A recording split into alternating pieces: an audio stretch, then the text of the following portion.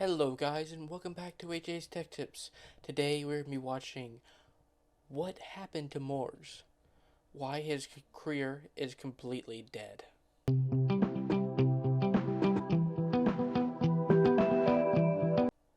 Morgz' YouTube channel is pretty much dead with an average of only 5 million views per month, and the first reason for the death of his channel is simply that his audience got older. Back in 2019, when Morgz was gaining an average of 100 million views per month, it was accepted as commonplace on YouTube, Reddit, and Twitter that Morgz' audience was made up primarily of children. Now, it's hardly surprising that this ended up being the case, as when Morgz first began his channel back in 2014, he was a 13-year-old child himself. Hey guys, Morgan here, and today we have a Q&A because we just hit 1k subs. The gaming content he began to produce in combination with his own young age wasn't going to appeal to anyone besides other youngsters, which was solidified to some extent in a video back in 2015 called Reacting to Hate Comments, during which he'd complain about 6-year-olds hating on his videos. I swear every YouTuber has received one of these comments from people who look about 6, calling you a kid. Luckily for Morgz, however, there's no shortage of kids watching YouTube, and just over a year after beginning his countless FIFA and Pokemon Go videos, he was already at 100,000 subscribers. Morgz, congratulations for surpassing 100,000 subscribers. The growth of his channel led to the introduction of his mother in a video titled Extreme Q&A with My Mum. My mum.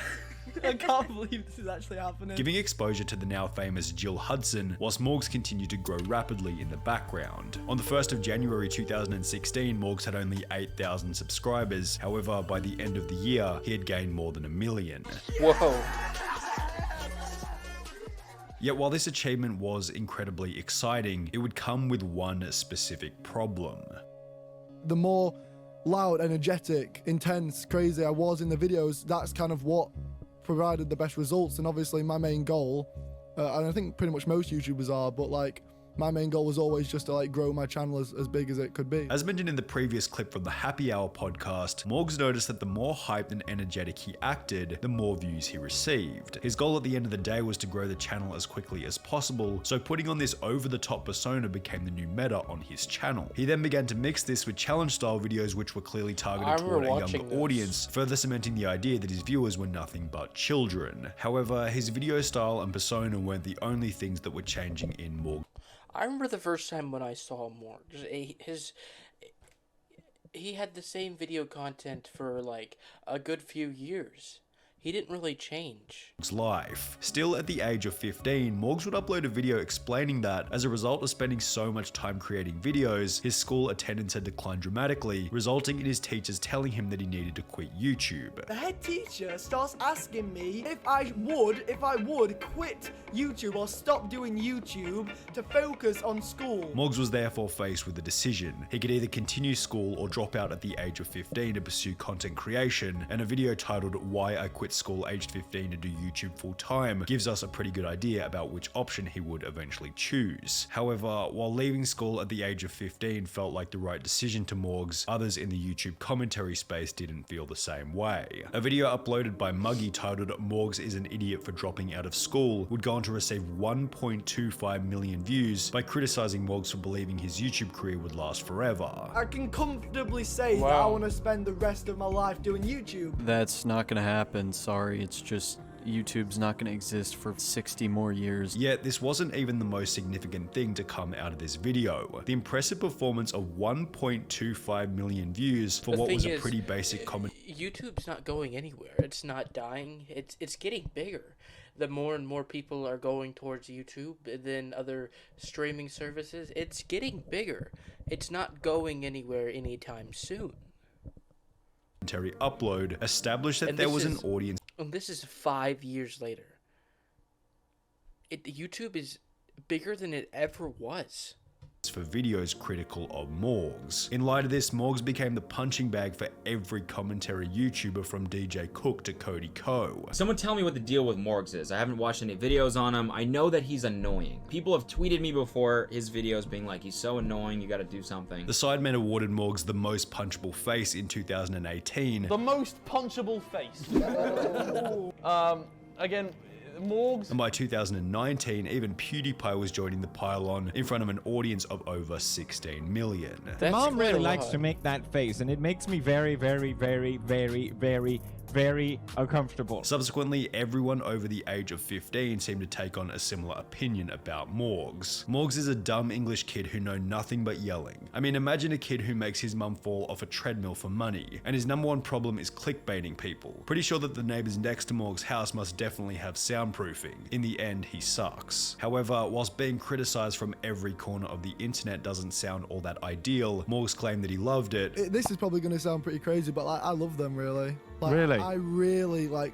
There isn't really anything I enjoy watching more now than people like ripping into me. Everybody making videos, ripping apart your content. How did that feel inside, Morgan? Did it hurt? To be honest, I loved it. Possibly because it was doing wonders for the growth of his channel. This was accentuated by Morg's mum beginning her own channel, which opened the door for a whole new set of memes, such as the Will and E vs Morg's mum subscriber war, which garnered millions of views for each creator, while passively introducing more people to what you might call the Morgz empire. Although, while Morgz claimed to enjoy these roast videos, one piece of criticism that Morgz didn't seem to appreciate was when people began to accuse him of stealing video ideas from Mr. Beast. In of these accusations, Morgz would take to Twitter claiming that Mr. Beast's ideas had also already been done in the past, prompting a video response from Mr. Beast, who stated that he was putting his own twist on the videos whilst Morgz clearly wasn't. When you get inspired, because it's clearly you're getting inspired by me, just switch it up a little bit more. Like, yeah, obviously I got inspired by other people. I wasn't the first to donate to Twitch streamers. Everyone gets inspiration. Just you put your own little twist on it. I would just prefer you get inspired by me, just switch it up a little bit more. Yeah. And yeah.